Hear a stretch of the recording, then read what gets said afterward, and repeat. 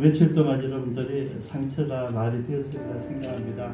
아프가니스탄을 보면서 잊혀진 미얀마도 보이고 IT도 보이고 우리가 전혀 상관없는 것 같아요. 따져보면 다 남다르지 않습니다.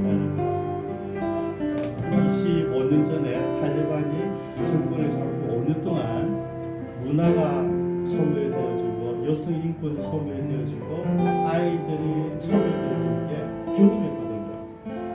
그리고 어쨌든 미국에 들어가서 20년 동안 잘 도와주었는데 결과가 여러분 미국에 나가니까 다시 그들이 점령을 했다는 것이죠. 뭐 화가 나는 거예요. 이게 뭐야.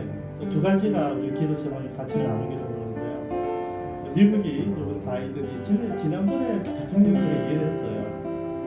우리가 그렇게 기도했잖아요. 미국이 지금 제국이 되어 있는 것은 하나님의 주신 축복이거든요. 세계 경찰이 되라는 거죠.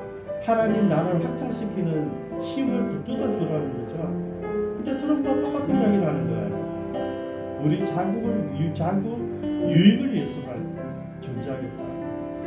저는 몰락의 길이라 생각합니다. 트럼프가 상징이었다면 바이든도 똑같은 길을 가지 않는가. 시간은 지나겠지만 여러분 며칠 동안 나라 망할지 어떻게 알았겠습니까?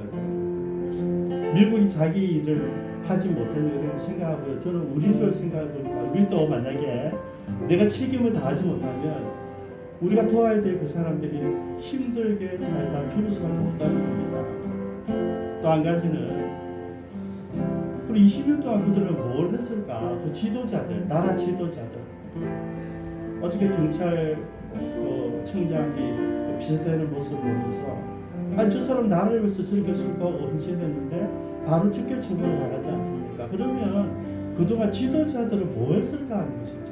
20년 동안. 여러분 이스라엘이 지금 우리가 멸망당한 것을 보고 있잖아요. 이스라엘 멸망당한 이유가 딱 한 가지입니다. 신앙적으로 다 잘했어요. 멋졌어요. 근데 여러분 계획을 하는 순간마다 나라의 국력은 쇠퇴해갔어요. 왜냐? 숙충을 해버리니까. 어쨌든 지도자들 다 죽여내니까 나 힘이 점점 없어지는 거죠. 그래서 애굽에 자지우지 되고 아수르에서 자지우지 되고 바벨론에서 자지우지 되고 그럼 나라 멸망당했단 말이죠. 지금 여러분 다를까요, 여러분? 다르지 않습니다. 여러분들이 아주 보수적인 분도 계실 것이고 또 진보적인 분도 계실 텐데요. 우리 아프가니스탄을 보면서 우리가 우리 나라를 위해서 기도해야 된다고 생각합니다. 저는 한 가지만 기도하기를 원합니다. 아프간에 있는 그 불쌍한 백성들, 그들은 무슨 힘이 있겠습니까? 지도자들이 능력이 없고 아무런 보호막이 안 돼주잖아요. 이게 나라냐도 말할 수 없는 그 지경이 됐잖아요. 하나님께서 아프가니스탄을 불쌍히 여겨주셔서 그 백성들이 적어도 자유와 인권을 누리는 탈레반 잘 국민들 잘 다스리면 돼요. 죽이지 않으면 돼요. 자기 백성을 죽이는 정도가 어디 있습니까? 탈레반이 변하든지 하나님께서 역사하셔서 아프가니스탄 사는 사람들이 인권과 자유를 누릴 수 있도록 기도해 주시고요. 미국과 우리도 마찬가지라고 생각합니다. 우리가 해야 될 일들 하지 않는 것도 죄입니다.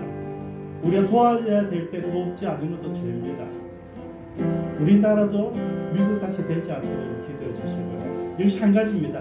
우리도 힘을 기울여야 되겠다. 같이 한번 한 2, 3분 기도하고 예배 드리겠습니다. 기도하십니다.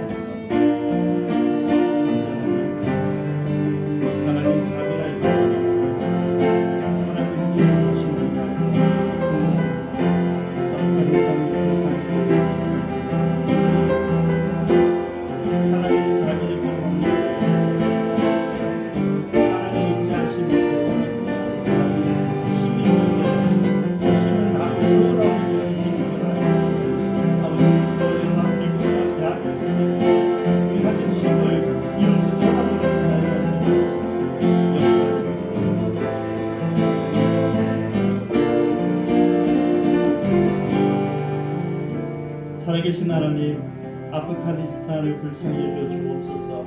그 민족을 불쌍히 여겨 주옵소서. 미얀마를 불쌍히 여겨 주옵소서. 그 백성들을 불쌍히 여겨 주옵소서. 아이들을 불쌍히 여겨 주시고 하나님 그 백성들을 불쌍히 여겨 주옵소서. 우리가 이런 일들을 지켜보며 우리의 모습이 어떠해야 되는지 우리가 어떻게 기도해야 되는지를 알아서 하나님 앞에 책임을 다하는 민족이 되고 나라가 되고 저희 예수장이들이 될 수 있도록 인도하여 주옵소서. 감사드리며 예수님의 이름으로 기도드리옵니다. 아멘.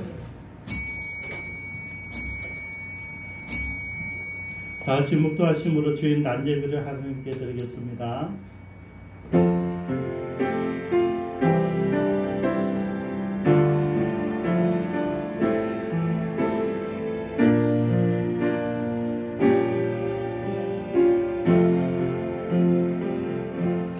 살아계신 하나님, 그럼에도 불구하고 우리는 이 시간 주님께 나와서 예배 드립니다.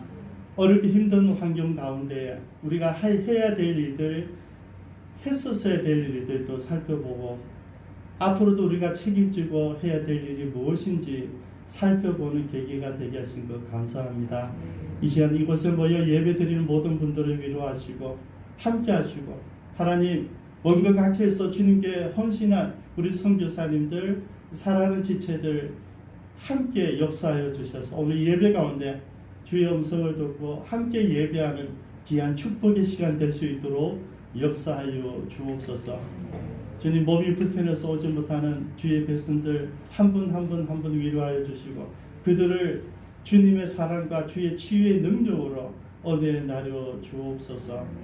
감사드리며 예수님의 이름으로 기도드리옵니다. 아멘. 함께 찬양드리겠습니다. 예수님 감사합니다.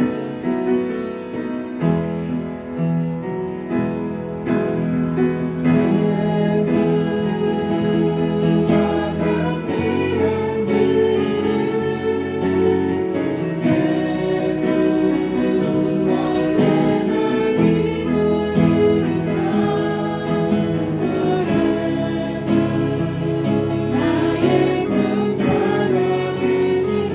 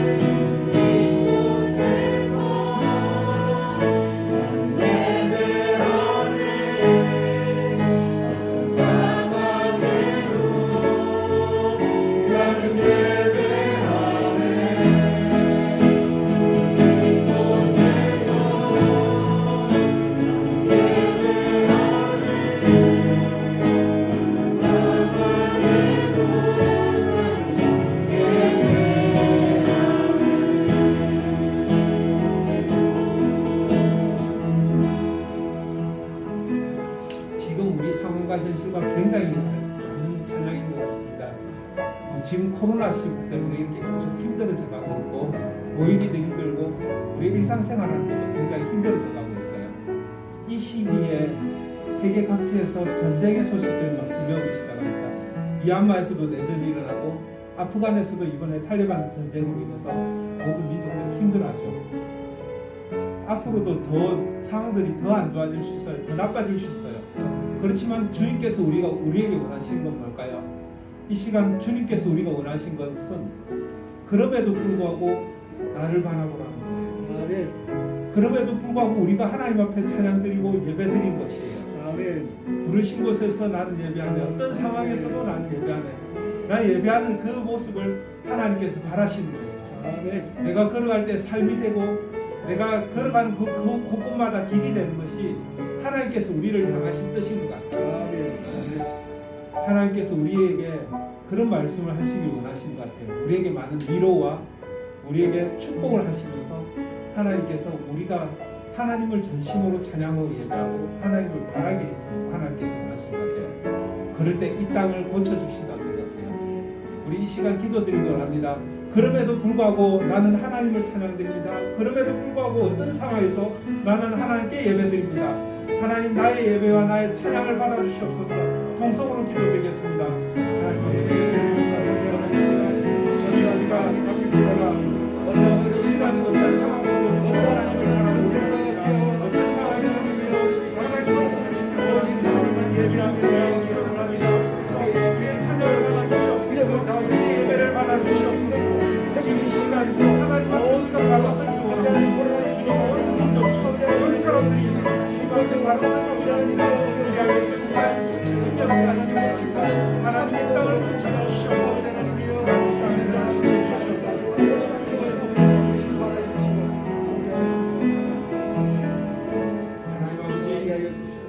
그럼에도 불구하고 우리가 하나님께 예배드리기 원합니다. 하나님만 찬양드리기 원합니다. 우리 삶은 점점 더 어려워하고 있는 상황이지만 이곳에서 우리가 하나님을 바라보길 원합니다. 하나님 분명히 우리를 통하신 하나님의 계획이 있으신 줄 믿습니다. 하나님의 신실하심을 더욱 찬양드리옵니다. 하나님 이 찬양 이 예배 받아주시옵소서. 예수님 이름으로 기도드립니다. 아멘.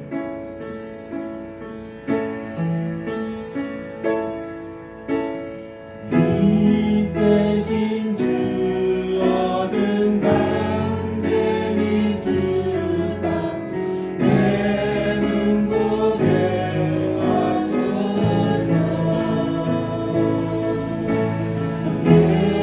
예배하는 선한 마음 주시고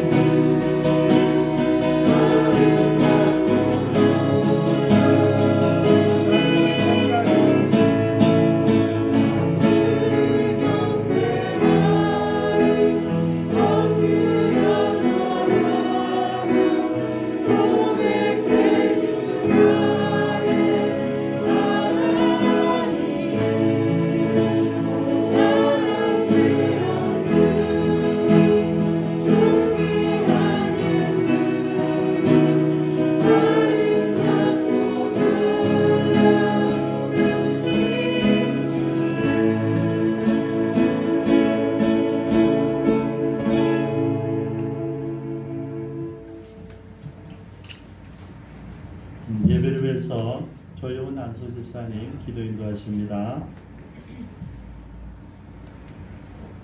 사랑과 은혜가 많으신 우리 하나님 아버지, 이 시간도 우리 성도들 모두 모여서 하나님 앞에 찬송과 예배로 영광을 돌리기 원합니다. 이 시간 우리가 하나님께 기도하기는 우리가 한 주일간 살아나면서 많은 죄악과 버타여서 살아갔던 그 순간순간들 하나님 앞에 회개하며 하나님 더 이상 이런 우리가 죄악들 가운데서 어울리지 않도록 인도하여 주시기를 간절히 원합니다. 하나님 아버지, 이 시간에 우리가 모여서 주님 앞에 나갈 때 하나님의 의의 세마포로 우리를 감싸주시고 우리 한 사람 한 사람의 영혼을 하나님 이 시간 받아주시길 원합니다. 하나님 이 예배 전심으로 하나님께 찬양을 드리며 전심으로 우리의 마음과 우리의 정성과 우리의 모든 것들을 가지고 이 시간 주님 앞에 나와사오니 이 예배를 기뻐 받아주시옵소서. 지금 세계 각국에 많은 어려움들이 있습니다. 코로나로 인하여 오랜 장기간 동안 어려움 속에서 모든 나라가 경제적인 침체 속에 있고 또한 병들어가는 그런 많은 우리 지체들을 바라보며 또한 이 곳곳에서 전쟁으로 인하여서 힘들어하는 우리 지체들 하나님께서 그분들을 다 위로하여 주시기 원합니다. 이 시간에 세계 각지에서 선교의 사명을 감당하시는 우리 선교사님 한 분 한 분들 그 가운데서 힘주시고 위로를 더하여 주시고 그들의 필요를 채워주시며 우리의 기도를 통하여서 우리 선교사님들이 더욱 힘을 얻길 원합니다. 하나님의 위로로 또 하나님께서 함께하여 주심으로 우리 선교사님 한 분 한 분들 모든 선교사님들이 사역하는데 어려움이 없기를 원합니다. 하나님께서 그 길을 열어주시고 인도하여 주시기를 간절히 원합니다. 우리 지체들 가운데 몸이 아픈 지체들이 있습니다.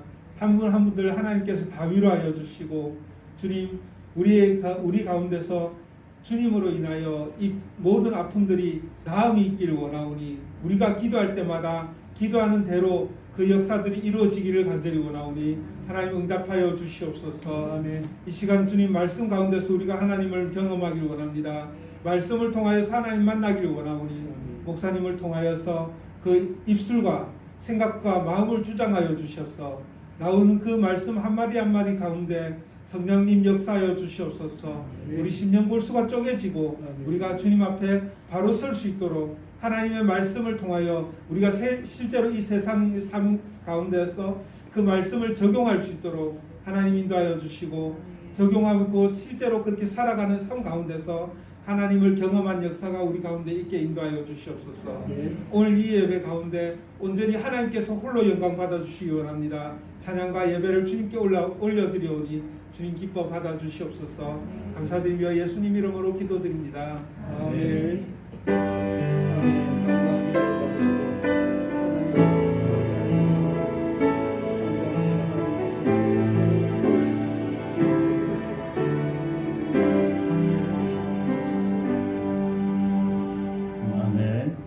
하나님 말씀 보십니다.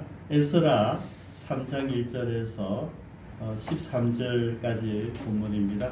8절까지만 교도하시겠습니다.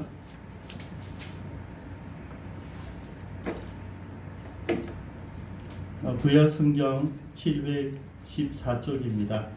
이스라엘 자손이 각자의 성읍에 살았더니 7째 달에 이르러 일제히 예루살렘에 모인지라.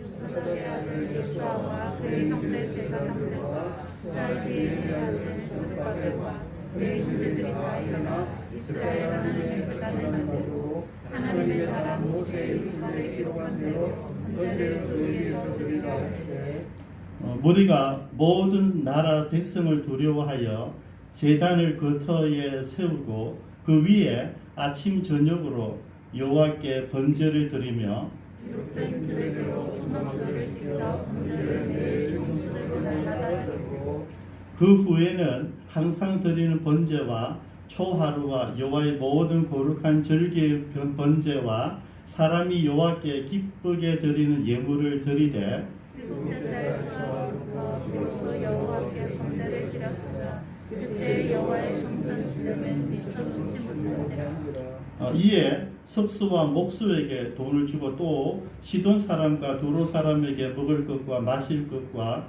기름을 주고 바사방 고려서의 명령대로 백향목을 레바논에서 욥바 해변까지 운송하게 하였더라.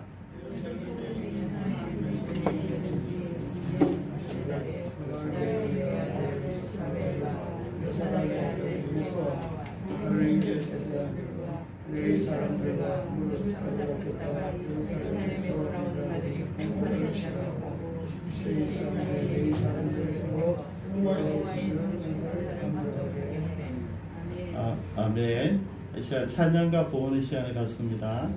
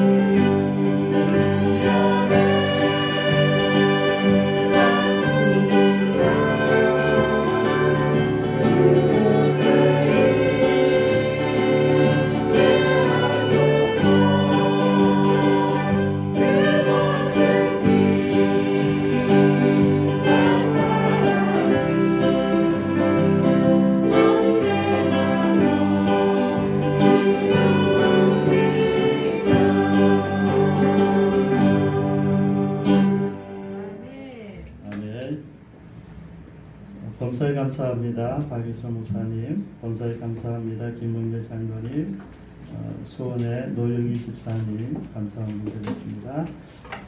송준 집사 하나님 은혜에 감사드립니다. 송준 안수 집사님 범사에 감사드립니다. 이경재 전도사님, 11조원금 이현희 전도사님 보내오셨고요. 성경금 조일표 승진팀 보내었고요. 감사합니다. 드렸습니다. 기도하겠습니다.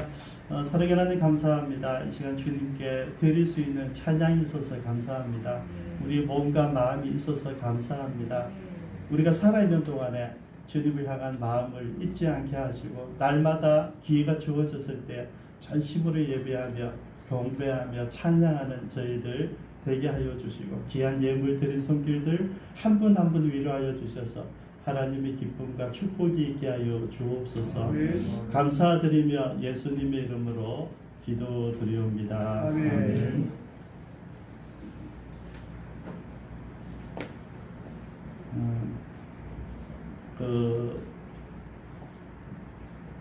아프가니스탄에 대한 여러분 동영상들 저한테 너무 많이 오는데요. 그걸 안 보셔도 됩니다. 왜냐하면 보면 영이 상해요. 그죠? 그래서 선교사님들도 또 노예 목사님들, 목사님들 저에게 많이 보내는데 뭐 어떤 거는 몇 년 전에 것도 있고 20년 전에도 있고 여러 가지가 있는데 그거 영이 상해. 근데 우리가 그냥 주어진 일들 가지고 우리가 지금 뭘 할 것이냐 하는 것이죠. 저는 지금 우리가 이스라엘 백성이 멸망을 했습니다. 그죠? 멸망했어요. 그리고 포로 생활 70년을 지나고 그리고 이제 갑자기 전혀 생각지 않았던 해방은 아닌데 돌아가서 예루살렘 하나님 성전을 재건하라 했단 말이죠. 여러분 이스라엘 백성들의 신앙과 삶과 정치와 종교의 중심 성전이었어요. 그 성전을 회복하라니까 나라가 회복되는 건 상관없이 그냥 좋았던 것이죠. 그래서 이제 돌아오게 되는데요. 그때 돌아올 때 우리가 알다시피 처음에는 오늘 우리가 공부한 스룹바벨이 총독이 돼서 돌아옵니다. 그리고 이제 다음 시간에 보면 알겠지만은 이제 주변에 있는 그 당시 예루살렘과 유다 땅에 살고 있던 사람들, 70년도 지배하고 있던 사람들, 적어도 수백 년 전에 사마리아가 멸망당했을 때 아수르가 가진 정책이 뭐냐면 이주 정책이었어요. 이스라엘 백성들을 다 포로로 잡아가고 그 다음에 자기 나라 사람들을 이주를 시켰어요. 그래서 나라를 없애버리는 작전이었죠. 그런 가운데 있었던 사람들이 이제 방해를 하는 거죠. 왜냐하면 이스라엘 나라가 회복되면 안 되니까 그때 모함도 하고 막 이런 일이 있어서 또 이게 이제 좀 딜레이가 되는 거예요. 그리고 여러분 딜레이된 게 몇 년 정도가 아니고요. 수십 년이 됩니다. 지나서 저당 80년 후에 다시 이제 에스라가 나와서 두 번째 와서 다시 영적인 도움 운동을 시작해요. 그러고 나서 또 나중에 한 18년 정도 20년 뒤에 마지막 느헤미야가 와서 이제 무너진 성벽을 다시 수축을 해요. 우리가 알다시피 겨우 52일 만에 그 놀라운 일을 해 주거든요. 그러면 에스라와 느헤미야 전체를 가늠하는 주제가 두 가지가 있어요. 뭐냐면 지금 주어진 이 은혜는 우리가 만든 게 아니고 주신 은혜란 말이죠. 근데 순수하게 돼요. 하나님 말씀을 중심으로 예배를 회복하는 게 먼저입니다. 하나님과의 관계를 성전이든 뭐든지 하나님 앞에 예배 드리는 걸 먼저 하고 그 다음에 두 번째 하나가 있는데 부흥운동을 하는데 이게 실제적으로 예배를 회복하고 부흥은 삶을 바뀌는 거거든요. 이 삶을 바꾸는 중심에 뭐가 있냐면 실력이에요. 그래서 성경 말씀도 되지만은 칼도 되는 거예요. 그래서 여러분 이스라엘 백성들이 이 재건함에 있어서 이미 나라를 한번 멸망당해봤기 때문에 지금 나라 회복된 건 아니지만은 뼈저리게 사무치는 게 있다는 거죠. 왜냐하면 우리가 그때 실력이 없었거나 그때 능력이 없었거나 그래서 여러분 이 에스라와 느헤미야를 보면서 큰 줄거리 이겁니다.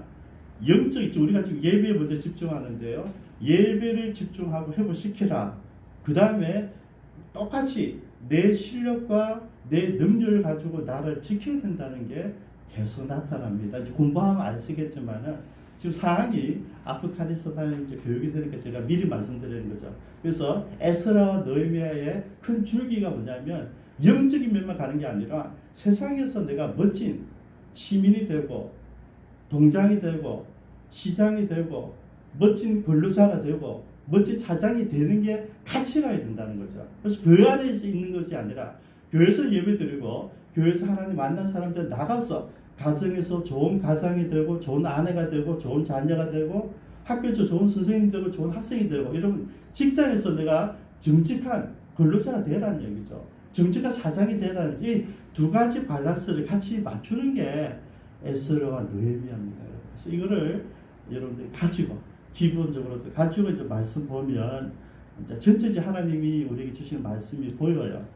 오늘 다시 한번 보겠습니다. 오늘 두 번째, 지난번에는 예배를 회복하라 그랬어요. 근데 이번에는 제단을 수축하라. 제단을 회복시키라는 이야기죠. 여러분, 이스라엘 백성들이 갑자기 이렇게 회복되어진 것은 지난 시간 말씀드렸지만 뭡니까? 특별히 하나님의 간섭이었어요. 교육하지 않았습니다. 독립운동하지 않았어요. 지도자를 양육한 게 아니에요.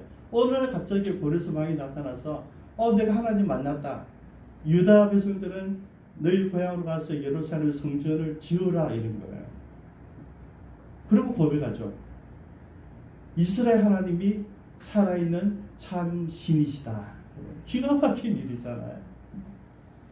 그리고 제가 지난주 우리 8월 15일 광고신다 제가 타치하고 지나간 거예요. 우리가 광복운동한 게 아니고 정말 비사에 의하면 정말 우리 임시정부 그 군대들이 우리가 들어가자, 우리 한국으로 들어가자 이런 계획도 다 짜고 있는데 갑자기 해방이 돼버릴 거예요. 가기 전에 우리 능력으로 움직이기 전에 일방적으로 해방이 선포된 거예요. 똑같아요, 여러분. 똑같아. 이스라엘에서는 3인도 노예로 살고 있으니 기도를 했어요. 기도하고 있는데 아무런 낙교 꿈이 없었죠. 애굽이 제일 큰 나라였기 때문에. 근데 오늘 갑자기 하나님의 사람이 나타나가지고 하나님이 우리 백성들을 데리고 와서 광야길 3일 길에 가서 하는 게 예배를 드리라고 했습니다. 그게 출애굽의 역사이거든요. 여러분, 우리와 상관없이 하나님이 우리를 부르시는, 우리도 마찬가지예요. 저와 여러분들 지금 예수 믿고 지금 예배 드리고 있는데 여러분들이 예수 믿기 위해서 시험 친 것도 아니고 호시 친 것도 아니고 금식한 것도 아니고 우리가 100일 철야한 것도 아니고 아무것도 안 했잖아요. 그게 끌려온 거잖아요. 친구한테 끌려오고 부모한테 끌려오고 태어나니까 믿는 사람 부모가 돼가지고 어쩔 수 없이 끌려오기도 하고 친구들 따라오기도 하고 그래서 우리가 예수를 믿게 된 거예요. 그러니까 여러분, 예수 믿는 것은 특별한 언어입니다. 우리가 할 수 있는 게 없었어요. 일반적인 언어였죠. 근데 이제 오늘 본문에서 우리가 보여주는 게 뭐냐면, 그럼 돌아온 이스라엘 백성들은 명령을 3년 가져갔습니다. 칙령이 있잖아요. 고레스 왕이 너희들 고향으로 돌아가서 예루살렘에서 너희들 신 여호와를 위해서 성전을 지으라 했단 말이죠. 근데 여러분, 다 안 돌아왔어요, 여러분. 우리가 2장을 빠뜨렸는데요. 다 안 돌아왔어요. 거기에 수많은 사람들이 있는데 거기서 70년 지난 동안에 거기에 정착을 한 거예요, 정착. 포로 시절에 70년 동안 활동했던 우리 지도자들이 있잖아요. 예레미야는 유대 땅에 남아서 끝까지 말씀을 전했던 사람이고요. 우리 사람 다니엘은 바벨론을 가서 정치 속에 들어가서 그 나라의 인재로서 열심히 일했던 선지자고요. 에스겔은 똑같이 바벨론을 끌려갔지만 포로들, 이스라엘 백성들 포로가 있는 그 이스라엘 백성들 포로들 속에서 말씀을 전했던 사람이에요. 여러분, 시대마다 똑같은 동시에 하나님은 다른 사람들을 다니엘은 왕궁에서, 에스겔은 포로 수용소에서, 예레미야는 폐해가 된 그 예루살렘에서 여러분 이렇게 역사를 하신다니까요. 여러분 절대 의심하지 마시고 하나님은 잠잠히 계시는 것이 아니라 그 숨막히는 순간에도 곳곳에 하나님 사람들을 다 세워놓은 거예요. 그들이 열심히 일을 하고 있었다는 거죠. 우연이 없습니다, 여러분. 근데 이들이 이제 돌아왔어요. 돌아와서 보니까 각자 이런 이스라엘 자손이 각자의 성읍에 살았더니, 그러면 이걸 이해하기 위해서는 2장 20절을 먼저 읽어야 되거든요. 바로 앞에 있어요. 2장 70절에 바로 앞에 절에 이에 제사장들과 레위 사람들과 백성 몇과 노래한 자들과 문지기들과 너디님 사람들이 각자의 성읍에 살았고 이스라엘 무리도 각자의 성읍에 살았더라. 돌아와서 많은 사람이 돌아왔는데 그들이 내가 살던 어딜 갔어요? 고향으로 갔다는 얘기예요. 일단은 우리 집부터 찾아야 되니까 해운대, 대연동, 먹골 내가 사는 곳에서 내 집부터 찾아낸 거예요. 나중에 이것 때문에 우선순위에 대해서 이야기합니다. 학계가 너희들 대정신이 있니 없니 이러죠. 예루살렘 성전을 지으려고 하는데 너희들 너 집안 너 가족들만 네 출세만 생각하고 있니? 외치잖아요. 학교서 가라. 말라기가 그때 활동했거든요. 너희들 제정신이니 성전 지으라고 하는데 너희들 뭐하고 있냐 하는데 어쨌든 여러분 인지상정이 우리가 인간이기 때문에 고향 돌아오면 고향 우리 집이 어떻게 변했을까? 우리 말 어떻게 변했을까? 여러분 이게 보여지잖아요. 간 거예요. 가서 1절 다시 한번 볼게요. 이스라엘 자손이 각자 성읍에 살았더니 여러분 이게 굉장히 중요해요. 들어보세요 여러분. 지금 우리 에스라 지나는 다음에 느헤미야를 보게 되는데요. 느헤미야가 성벽 재건할 때 원칙이 뭔지 아시죠? 지가 살고 있는 집 앞을 수리하라는 이야기예요. 기가 막힌 거죠. 우리가 눈이 올 때 원칙이 뭔가 자기 집 앞에 눈만 치우라는 거죠. 그러면 돼요. 그걸 안 하잖아요. 그죠? 안 하게 다른 사람 와서 막 치워줘야 돼요.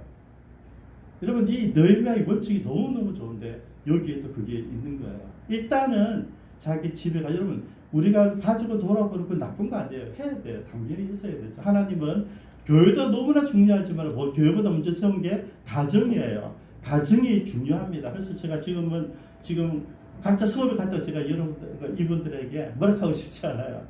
그것 하나님께서 충분히 이해하시고 허락하신 일이다.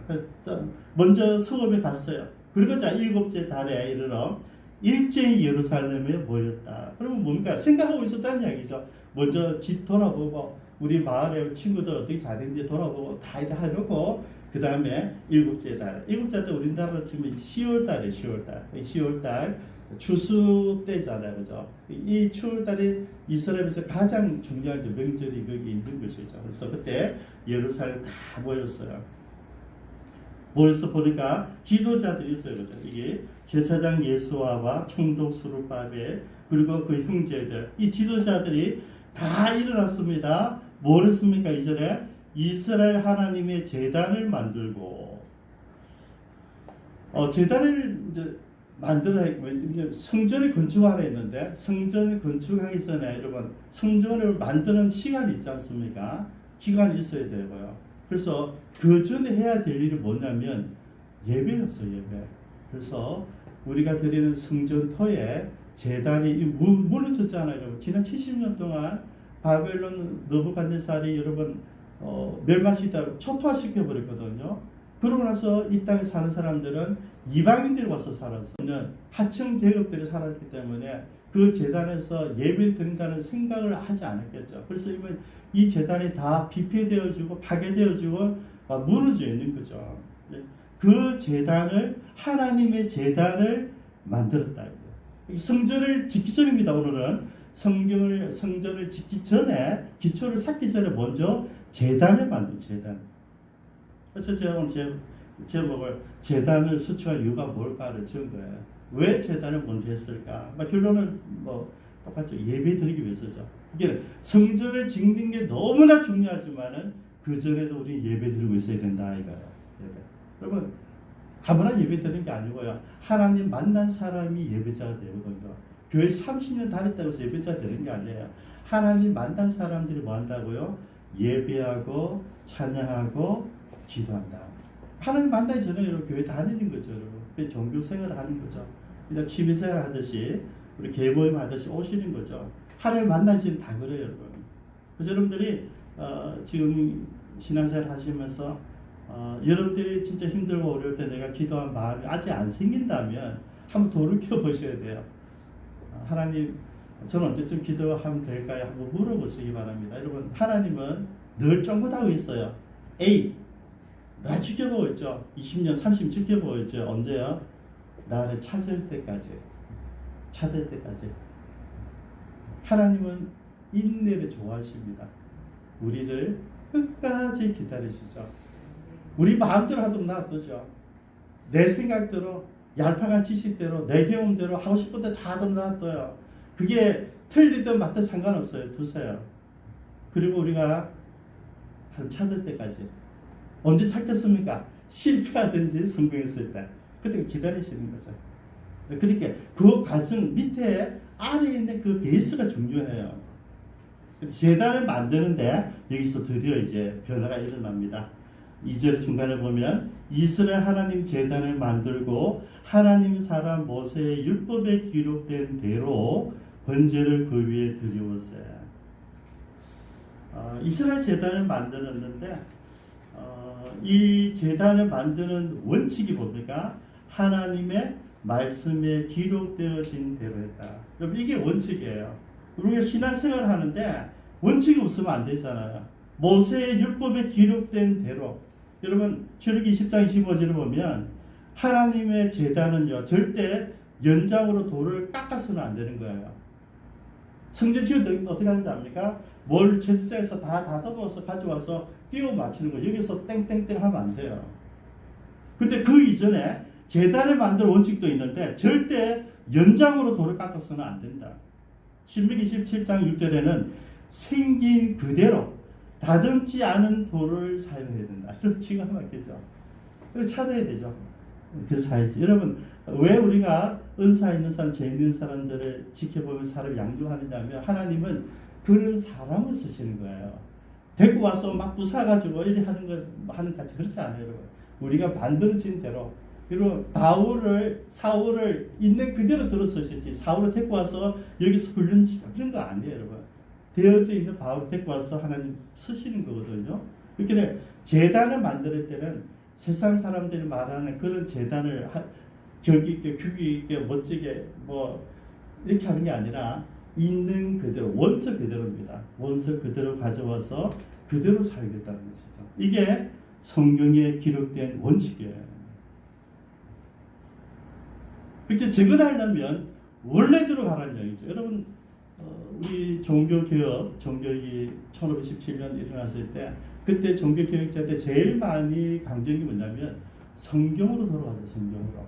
우리가 볼 때 예배가 잘못되어지고 신부가 뭐 우리 똑같은 인간인데 하나님의 권리를 가지고 있고 마리아가 뭐 형상을 가지고 마리아의 절한 삼척이 문제가 있는 거예요. 그때 그게 틀렸다는 말보다는 뭘 했었냐면 성경으로 성경에서 뭘 말하는지 돌아가죠. 그죠? 성경 돌아가자는 게 종교개혁이에요. 우리가 교회 어릴 때마다 우리가 다 뭐라는지 아세요?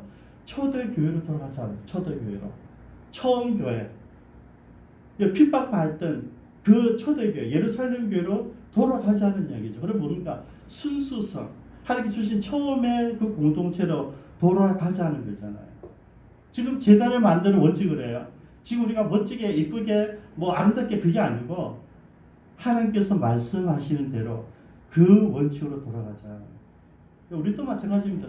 내가 여러분들이 신앙생활 하다가 우리 비표했는데 이건 아니야. 내가 이제 하나님 제대로 믿고 살아야 되겠어. 그럴 때 어떻게 하냐고요?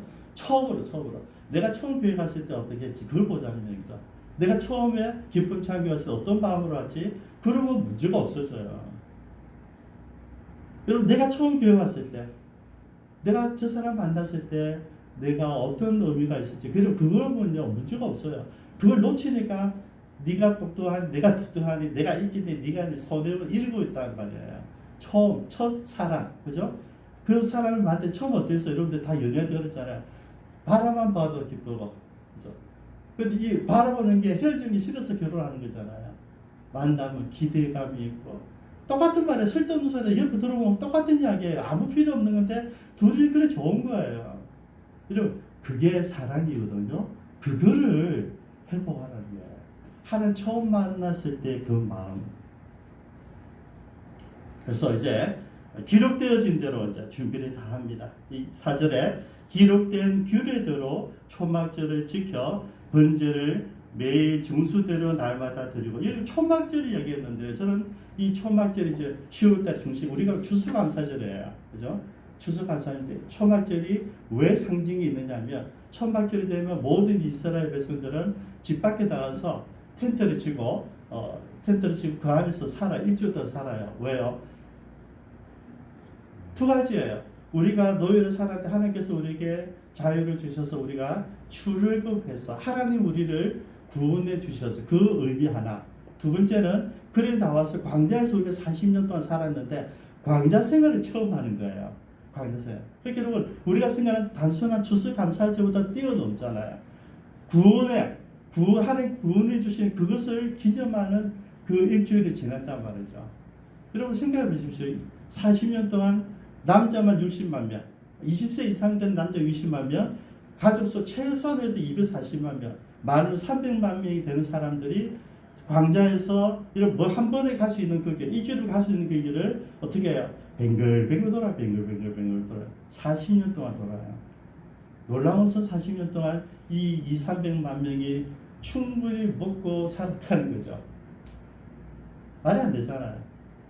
하나님 다 입혀주셨어요. 농사 짓지 않았어. 상업하지 않았어. 그냥 하나님 주신 대로 먹었어요. 고기 먹을 수 있다는 메추라기가 여러분 300만 명이 뭘 메추라기 어떻게 만들겠어요? 누다닥닥 하지 않잖아요. 미리 300만 마리를 준비해놨다가 몰아주시는 거예요. 몰아서 이게 떨어뜨려 주는 거예요. 내일도 마찬가지예요. 300만 명이 모일 수 있는 만다를 매일 아침마다 고기가 먹고 싶은 메추라기를 하나님이 딱 만드시는 게 아니에요. 만들어 놓은 걸 보내는 거예요. 이거를 40년 동안 살았어요. 그렇게 뭡니까? 기적을 일상으로 살았다니까요. 기적을 일상. 그거 생각하고 하나님께 감사하는 게 뭐라고요? 초막절이에요. 초막절. 우리가 생각 주스 감사하지 그 수준은 아니에요. 우리가 받은 구원의 은혜를 생각하고 하나님과 나의 관계를 생각하고 그 하나님의 사랑과 인도하심과 함께 하셨던 것을 생각하고 기억하는 게 초막절이에요. 그 초막절을 지켰다. 5절에 그 후에 항상 드리는 번제와 초하루와 여호와의 모든 거룩한 절기의 번제와 사람이 한 여호와께 기쁘게 드린 예물을 드리되. 그러니까 여러분 계속 드리는데 6절이 중요합니다. 7째 날 초하루부터 비로소 여호와께 번제를 드렸으나 그때에 여호와의 성전 지대는 미처 놓지 못하지라. 무슨 말인지 아시겠죠? 이제 제단만 쌓았지 성전 지대는 아직 만들기 전이에요. 그러니까 여러분 우리는 성전을 지으려면 성전에 집중하는데 성전을 할 때까지 아무것도 안 하죠. 여러분 교회에서 건축할 때 왜 시험에 많이 더 교회를 많이 떠나냐면 건축 시작하면 생각보다 더 계획한 것보다 더 돈이 많이 들어가요. 그렇다 보니까 어쩔 수 없이 목사님들이 메시지가 헌금에 집중하게 되거든요. 그러니까 그게 싫어서 교회들이 막 떠나는 거예요. 여러분 성전을 짓는 건 짓는 거고 우리가 살아가는 게 똑같은 거예요. 이 살아가는 게 더 중요한데 성전 짓는다고 내가 모든 것을 스톱해야 될 필요가 없는 거죠. 그래서 이게 그걸 얘기하는 거죠. 성전을 지어라 이제 준비를 해요. 13절부터 준비를 하는데 8절부터입니까? 8절부터 준비를 이제 하는데 그 전에 지금 먼저 제단을 먼저 쌓고 뭡니까? 제단을 쌓는 것은 뭐 한다고요? 하나님께 예배하는데 오늘 첫 번째 뭡니까? 초막절이었다. 하나님 우리에게 주신 구원의 은혜, 하나님께서 우리 인도해 주셨던 은혜, 내 일상에서 먹고 살 수 있도록 하나님께 함께 하셨던 이 은혜를 뭡니까? 예배하라는 거죠. 그때 우리가 비로소 뭘 할 수 있습니까? 찬양이 나오는 거예요. 여러분 하나님이 나에게 행하신 일을 생각할 때에 나오는 게 찬양이에요. 하나님이 나를 인도하시고 그때는 몰랐는데 돌이켜보니까 하나님 나를 보여주셔서 그때 어릴 때 내가 어떻게 지냈지? 아무개가 나를 도와줬다 생각했는데 그 아무개가 하나님께서 주신 마음에 감동받아서 나를 도와주게 하셨대. 이게 해석이 되기 시작하는 거죠. 그때 뭐가 한다고요? 찬양이 시작되는 거죠. 그 찬양은 뭡니까? 하나님께서 나에게 행하신 그 일에 대한 경배예요. 그래서 제가 여러분 경배와 찬양 떨어낼 수가 없는데 만약 떨어낸다면 경배는 하나님이 있는 모습 그대로예요. 있는 모습. 거룩하신 하나님, 자비로우신 하나님, 사랑의 하나님. 그 다음에 찬양 뭐라고요? 그 하나님께서 나를 고르셔서 자녀 삼아 주시고 건강을 주셔서 일하게 하시고 우리에게 믿음 주셔서 예배하게 하시니 행하신 일에 대한 감사가 뭡니까? 찬양이에요. 찬양. 그래서 여러분 우리가 경배의 찬양은 표현할 수 우리 삶 전체로 드리는 것이죠. 그래서 이게 이제 8절부터 이제 실제로 이제 공사를 시작하게 됩니다. 그러고 나서 이제 이 공사 과정을 보니까 10절에 보시면 건축자가 여호와의 성전의 기초를 놓을 때에 제사장들은 예복을 입고 나팔을 불고 아삽 자손 레위 사람들은 재금을 들고 쳐서 이스라엘 왕 다윗의 규례대로 여호와를 찬송하되. 그 다음에 이 찬송 화답입니다. 11절입니다. 사냐로 하다가 여호와께 감사하여 이르되 주는 지극히 선하심으로 그의 인자하심이 이스라엘에게 영원하시도다. 이겁니다. 그죠? 하나님의 선하심과 하나님의 인자하심을 찬양하는 거예요. 이게 찬양이에요. 이게 이제 나오는 거죠. 자, 하니 모든 백성이 여호와의 성전 기초가 놓임을 보고 여호와를 찬송하며 큰 소리를 즐겨 부르며. 그렇게 여러분 레위 사람들과 족장들과 모든 사람 다 이렇게 찬양하고 있는데, 옛날 12절에 옛날 제사장들과 레위 사람들과 라인 많은 족장들은 첫 번째 솔로몬의 성전을 보았으므로 이제 이 성전 기초가 놓임을 보고 대성통곡하였으나 여러 사람들은, 다른 젊은 사람들은 기쁨으로 크게 함성을 지르니. 여러분, 이 그렇게 우리가 하나님께 예배 드릴 때 예배한 이유가 발견되어진 거예요, 지금. 왜냐하면 이 성전의 제단을 만들고 수축하고 기초를 딱 쌓으니까 옛날에 내가 봤던 성전 생각이 난 거죠. 그래서 감동이요, 감동. 여러분, 우리가 예배 드릴 때 그냥 예배가 아니라, 여러분, 우리 찬송가가, 여러분, 아까 존오픈 부산, 그때 여러분, 우리가 어릴 때 들었던 찬양의 은혜 받았던 때가 있잖아요, 그죠? 그때 그 가사들이 살아나는 거. 그래서 뭔가 감동이 있다, 감동. 감격이 있고요. 우리가 예배 시간에는 늘 이런 감동과 감격이 있으셔야 돼요. 그래야지 뭡니까? 여러분들이 하나님을 리얼하게 만났던 삶이 있었다는 걸 전제로 하잖아요. 하나님 안 만난 사람은 감동이 없는 거죠. 제 설교에 이제 부르잖아요. 이 세상 험하고. 여러분, 이게 살아온 삶이 어렵던 적 있었던 사람에게 감동이 돼. 근데 어렵지 않았던 사람에게 감동이 없는 거예요. 오늘 이 사람들이 하나님 말씀을 가지고 이제 시작을 했어요. 뭡니까? 하나님께서 성전을 지어야 되는데, 성전 짓기 전에도 뭘 해야 된다고요? 제단을 쌓고 뭐 한다고요? 예배를 드렸다. 예배 드리는데 예배 중심이 초막절이었어요. 초막절의 중심이 뭡니까? 하나님께서 주신 은혜에 대한 감격이잖아요. 추억이잖아요. 그죠? 그래서 열심히 성전을 이제 진짜 기초를 쌓고 이제 준비하는데, 그 제단이 기초가 나아졌을 때 보니까 이제 옛날 성전이 보이잖아요. 그래서 감동받아서 울기도 하고 비교돼서 울기도 하고, 그럼에도 불구하고 우리 이 땅에, 하나님께 허락하신 이 땅에 제2성전이 지어서 가는 것을 기뻐하는 사람들이 여기 보인다는 것이죠. 저는 말씀을 마감하면서 한 가지 기도 제목을 제가 적어봤습니다. 13절을 보면 이들이 짓는데 그냥 짓는 게 아니고요. 두려워해서 이게 3절에 무리가 모든 나라 백성을 두려워하여. 지금 여러분, 임금이 고레스 황제가 지으라 그랬단 말이죠. 그래서 다 돌아왔고요. 수만 명이 돌아와서 이 일을 시작하는데, 그럼에도 불구하고 3절을 보니까 무리가 모든 나라 백성을 두려워했다는 거죠. 여러분, 들어보십시오. 왜 저는 감동이 있느냐면, 그냥 이게 하나님 말씀대로 순조롭게 다 진행되는 게 아니고요. 이미 그 땅에는 이방인들이 살고 있었어요. 이방인들이 지배하고 있었고요. 그 사람들 쟤네들 뭐하고 있어? 이러고 있는 거죠. 그런 눈빛과 분위기 속에서도 그럼에도 불구하고 원래 원칙대로 성경에 기록되어진 말씀 그대로 지금 제단을 수축했단 말이죠. 여러분, 우리가 지금 어려움이 있어요. 코로나로 인해서 우리가 두려움이 있잖아요. 지금 뭡니까? 사장님도 그래. 야, 김 목사 요새 교회 가면 다 제일이야. 교회 가면 안 돼. 그러더라고요. 신천지 때문에 일어났대. 그 교회 모이지 말았는데 모였다. 그게 전부 다 무슨 말인지 1년 8개월 동안 오면서 전체가 교회를 비판하는 게 뭡니까? 모이지 말라는데 왜 모이니? 그거거든요. 그럼 주제를 가봐보면요. 모이는 것을 경하기 위해서 해요. 그래서 제가 지금 멤버가 되더라고요. 코로나 시대에 온 세상이, 온 나라 백성들이 교회를 지켜보고 있다는 것이죠. 한 가지, 현장 예배를 드리는가 안 드리는가. 여러분, 현장 예배에서 코로나가 확산된 적이 없다고 하잖아요. 마치고 소그룹 할 때, 식사할 때, 뭐 집에서 구역 예배할 때, 그때 일어난 예배 가운데 일어나지는 않았다는 얘기죠. 물론 저는 초창기에 지하교회에서 그때도 다 시사 시간이니까. 근데 뭐냐면 계속해서 두려움이 있는 거죠. 꼭 이럴 때 예배 드리가 돼 있는데, 지금 똑같은 거죠. 이럴 때 꼭 예배 드려 다 이러고 있잖아요. 요즘 그 두려움이 두려워.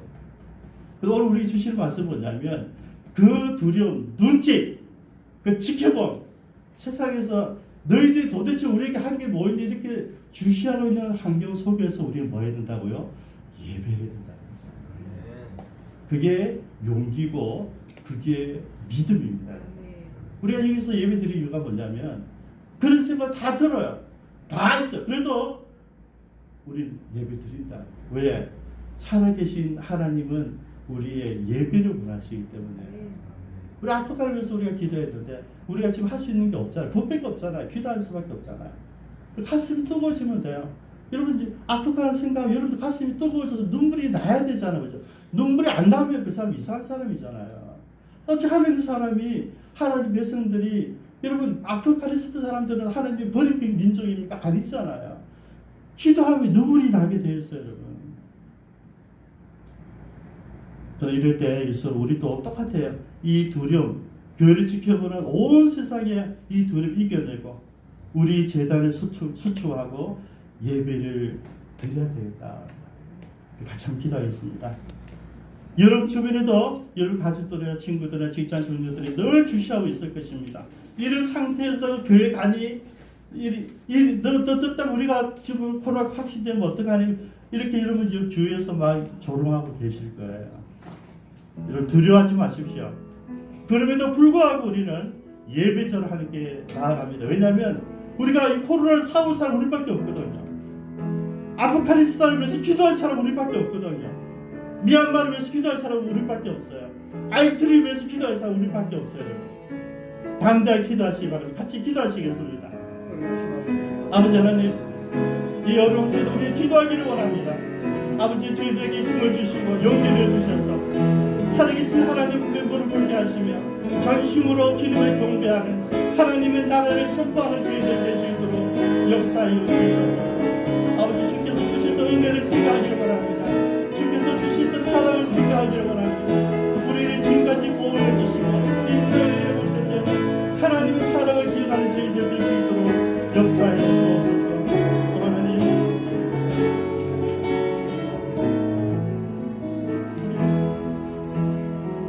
살아계신 하나님, 온 세상이 우리를 지켜보며 예배를 드리는지 안 드리는지를 두고 그들을 향한 사랑을 간섭하고 있는 이런 시대에 우린 그럼에도 불구하고 하나님께 나와 예배합니다.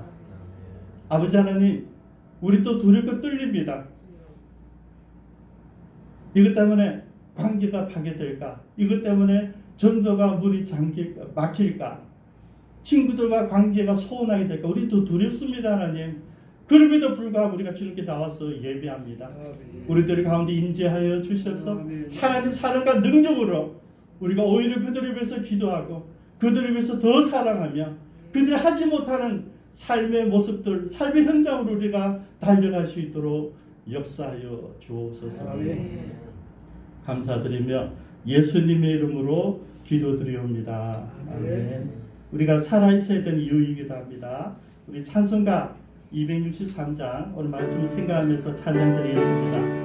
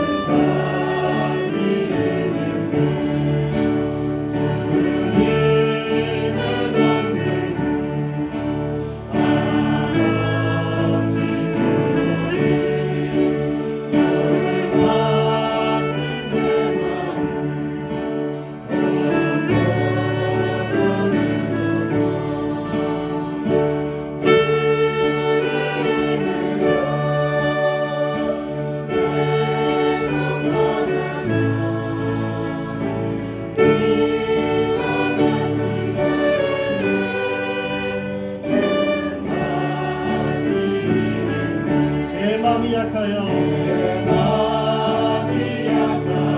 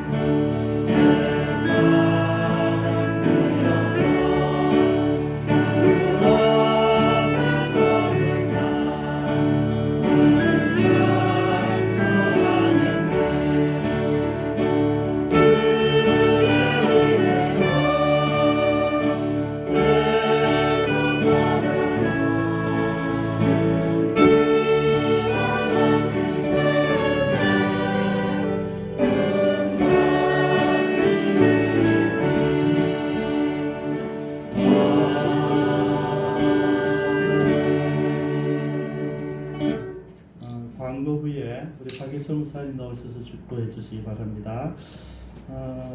우리 그럼에도 불구하고 20명을 잘 모으고 있어요. 그래서 오늘 우리 다음 주에 오실 성도님도 저에게 미리 말씀해 주셨는데 우리가 지킬 건 지켜야 되니까 최소 20명을 유지하면서 여러분 걱정하지 마시고 오실 분들 말씀하시고 제가 인원수를 잘 제한하도록 하겠습니다. 우리 통영의 갈릴교회 이런 분위기에서 가야 되는가 이런 질문들도 계셨는데요. 기쁨창교회 우리 가족이죠.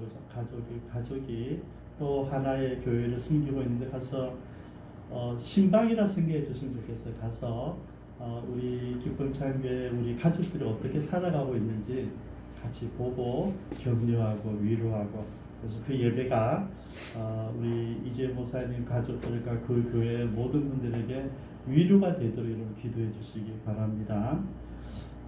우리 선교센터 성김이 모임이 이번 주 화요일 날 저희 콜하우스에서 10시 반에 있습니다. 이제 비품들은 거의 다 준비가 됐고요. 이제 한번 정리하면 다음 주 오후 3시에 우리가 개원 예배가 있고요. 우리 기쁨창교회 교인이 아닌 구원자들은 9월 11일 토요일 날 11시에 두 번째 개원 예배가 있게 될 것입니다. 이걸 위해서 기도해 주시고요. 릴레이 기도가 지금 잘 진행되고 있습니다. 여러분들 가족들이 기도에 함께 오셔서 기도해 주셔도 좋고요. 그래서 저는 9월 4일로 남자들 땡 하고 끝나는 게 아니라 이제 끝남과 동시에 또 우리 기존 우리 멤버들 같이 또 오전에서 기도하시는 그런 기회가 되기를 바랍니다. 그리고 마지막으로 신자님들께 좋은 소식은 하나 있습니다. 그동안 월요일날 새벽 6시에 새벽 기도 마치고 난 직후에 순장님들 모임을 가졌는데요. 제가 여러분들을 이제 배려해서 이제 중지하도록 하겠습니다.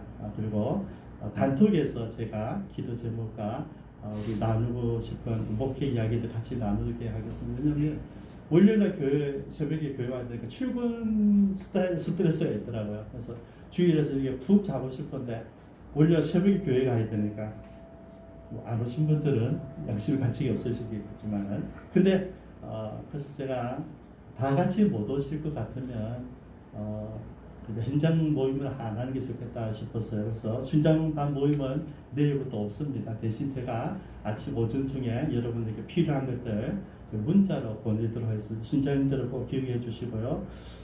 왜냐하면 우리가 세일교회입니다. 그래서 순장님들이 굉장히 중요하죠.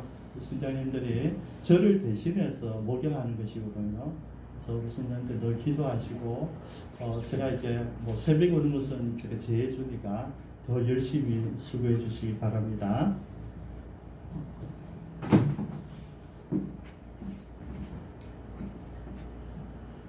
지금은 갈보리 십자가 위에서 흘린 보혈로 우리의 죄악을 속량하신 예수 그리스도의 대속의 은혜와 독생자를 아낌없이 내어주신 하나님의 무한하신 사랑하심과 성령님의 내주 위로 교통 충만하신 은사가 오늘 주신 말씀처럼 재단 수축의 목적, 그 예배가 삶이 되고 삶이 예배가 되어서 예배자로 살기로 결단한 함께 예배드린 모든 근속들 위에와 주의 피값으로 세우신 주의 몸된 기쁨창 교회와 이미 일의 말씀에 헌신한 성사님 사역 위에와 가족들 위에 이제로부터 영원히 함께 있을지어다. 아멘.